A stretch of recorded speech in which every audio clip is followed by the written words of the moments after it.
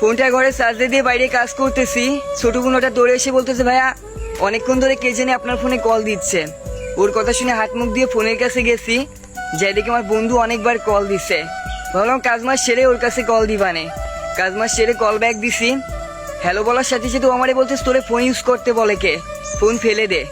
আমি বলতেছি রাখ দেখাচ্ছি কেন কি হয়েছে বল, এখন খেলামেলা করতে যেতে পারবো না, আমি বাসায় কাজ করতেছি। ও বলতেছ তুই রাখ তোর খেলা, আগে আমার কথা শোন। আমি বললাম কি হয়েছে বল। বলতেছ তোর গার্লফ্রেন্ডে তোর একটা ছেলের পরিবার থেকে দেখতে আইছে। ওর কথা শুনে আমিও অবাক হয়ে গেলাম।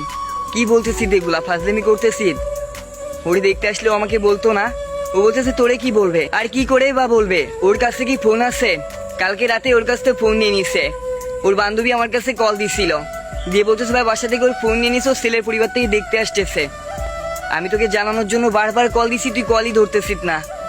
সবকিছু কি ফাইজলামি মনে করিস? হাই বন্ধুরে বললাম দোষ আমি তো জানি না, জানলে তো কখনই কল ধরতাম। এখন কি করবো সেটা বল। মোটেই টেনশন করবি না, দেখতে আসলেই কি বিয়ে হয়ে যায়? আমি বললাম দোষ দেখ এমন কথা বলিস না, তুই তো জানিস আমি ওরে কত ভালোবাসি। ওর বিয়ে হয়ে গেলে আমি বাঁচবো না, আর যদিও বিয়ে ঠিক হয়ে যায় আমি আজকে রাতে ওকে নিয়ে পালাবো, তুই ব্যবস্থা করবি। বন্ধু বলো আচ্ছা ঠিক আছে আগে দেখ কি হয়। সন্ধ্যাবেলায় দেখি গার্লফ্রেন্ড নিজে কল দিচ্ছে, কেমন আছো তুমি? আমি তো অবাক হয়ে গেলাম, ও মনে হয় কিছুই জানে না, আমারে কিছুই বলে নাই।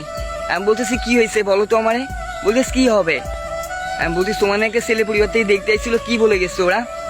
ও বলতেছে তুমি কি পাগল হয়ে গেছো, দেখতে আসলে কি বিয়ে করতে পারবে? আমি আমার পরিবারের সামনেই বলে দিছি আমি তোমাকে ছাড়া কাউরে বিয়ে করবো না, ওদের সামনেই বলে দিছি। আর আমার ফোন কেড়ে নিছে বিধায় কি আমাকে বিয়ে দিয়ে দিতে পারবে?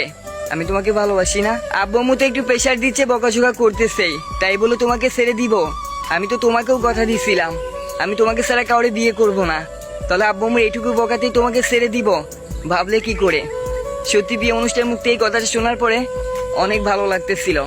সত্যি ভালোবাসা অনেক সুন্দর যদি এমন গার্লফ্রেন্ড হয়, সত্যি ভালোবাসা অনেক সুন্দর যদি মেয়েটা চেষ্টা করে, দুজনে চেষ্টা করে। মেনশন করো তোমার প্রিয় অনুষ্ঠানে, পারবে কি তার বাপ মার সামনে তোমার ভালোবাসার কথা বলতে?